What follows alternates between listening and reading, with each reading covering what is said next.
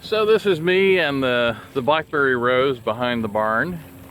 You can see I've got a row here about 100 feet and a row here about 100 feet, only half of which has been actually weeded, stood up, put to bed. I'll walk down and show you. There's my tractor, which off in the distance. So these guys, I don't know if you can see the ground there.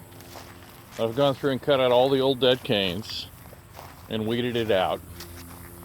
And a number of the blackberry canes, this year's primocanes, trying to stand them back up. Here's where I'm working.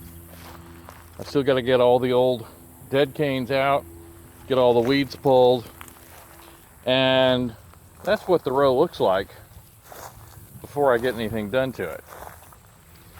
So there's a lot of weeds in there. The canes are all falling over. Nothing's more than about 12 to 18 inches off the ground. When I get done working them, they'll look like this. So these guys, I probably have not pruned these enough. They ought to be no more than 4 to 5 feet, and these are more 6, sometimes 7 feet tall canes. They get top heavy.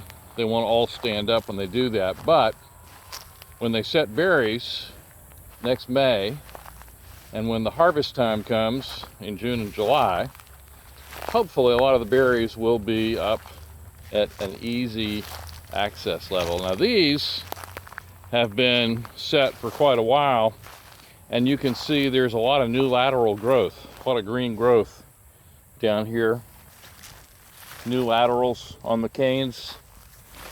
When I stood them up, I don't know whether this is always true, but when I stood them up here in August,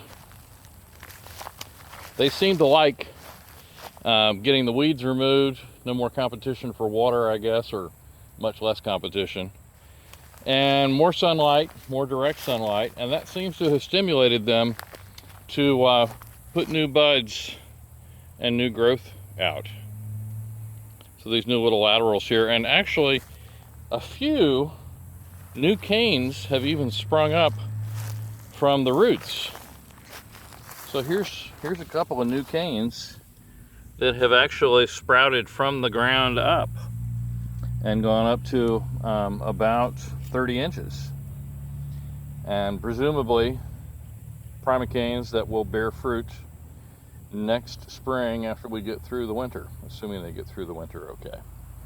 So there they are.